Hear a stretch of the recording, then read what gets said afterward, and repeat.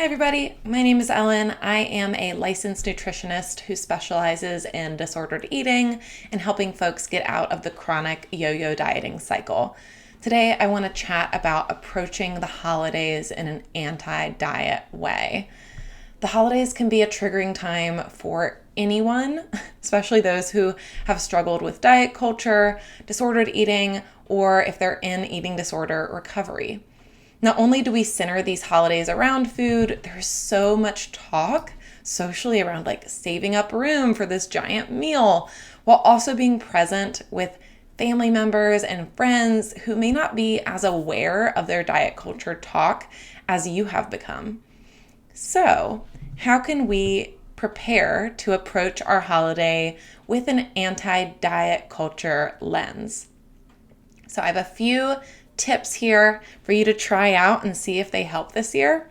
So 1, we will continue to eat as we normally do leading up to the festivities. Restriction or saving up room for the holiday meal is going to put your body in a place of over hunger before the meal, making it much harder to be aware of your hunger cues and your fullness cues, often leading to eating past fullness and major discomfort. This can also kind of spiral you off into uncomfortable mental feelings after that, where we really want you to be able to be present in the moment with your loved ones. As I teach my clients and those in my FYD online course, which you can learn about in the caption of this video, we do not need to compensate or punish our bodies to be able to deserve a meal. You always deserve your meals just because you are human. A holiday meal is one day out of the year.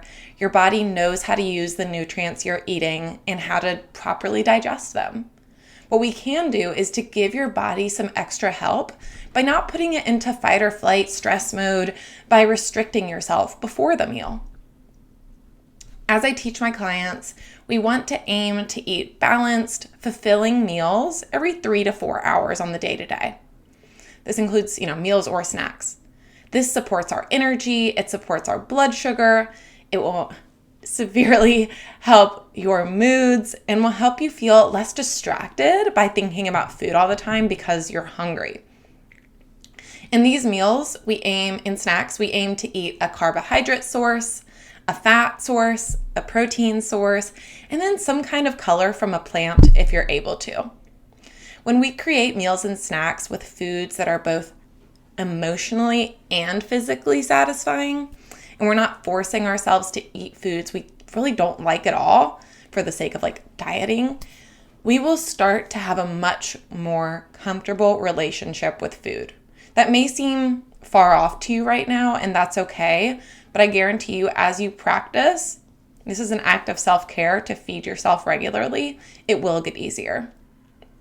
We want to continue to practice eating this way and at this frequency leading up to holiday meals, so that when you get to the meal, you can make decisions about what you're going to eat based on how excited you are to eat those types of foods and not be operating from a place of restriction. Number 2, we're going to set boundaries as you feel comfortable around triggering topics. Why does it seem like the holiday dinner table is the perfect place for your Aunt Karen to bring up her new diet? Who knows? And for everyone to start talking about how they're going to have to work off their meals tomorrow. Protect your peace by thinking of some go-to conversations with family members if you realize that you need to change the topic for your own good. You could also think of specific things to say if someone mentions anything about what is on your plate. For example, if Aunt Karen says, "Are you really going to eat all that?" You can say, "I don't know.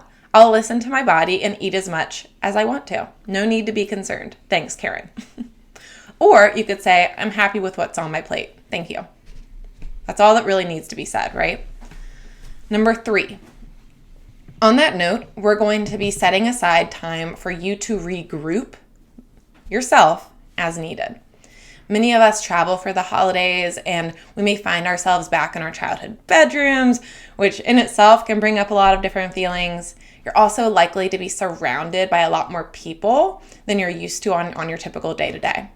So setting aside time for yourself, we're doing it to schedule in self-care, such as taking a walk, reading, journaling, calling a friend. This is helping you fill up your cup so that you can be, present and have fun with your loved ones. Number 4, like I said, we want to try to be present in the moment.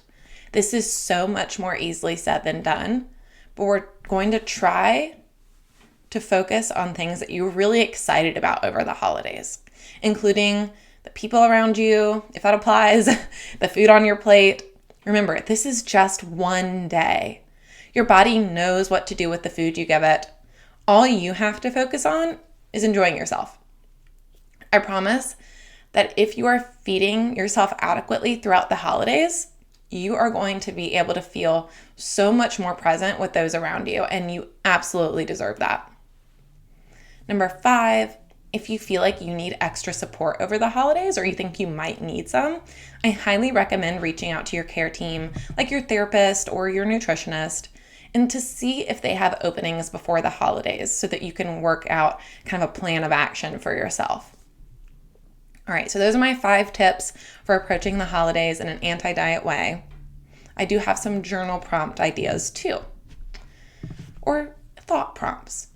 One is, how can I support myself based on the information that I just shared or based on things that you know about yourself or past experiences? How can I support myself leading up to the holidays? Number 2, what can I do to help myself feel more present throughout the day itself? Number 3, what self-care activities do I enjoy that I could put into practice over the holidays? Things for you to think about, write about, mull over. And I hope you enjoyed this quick video, and I hope that you'll let me know what your favorite tips and tricks are for navigating the holidays with an anti-diet lens. All right, happy holidays.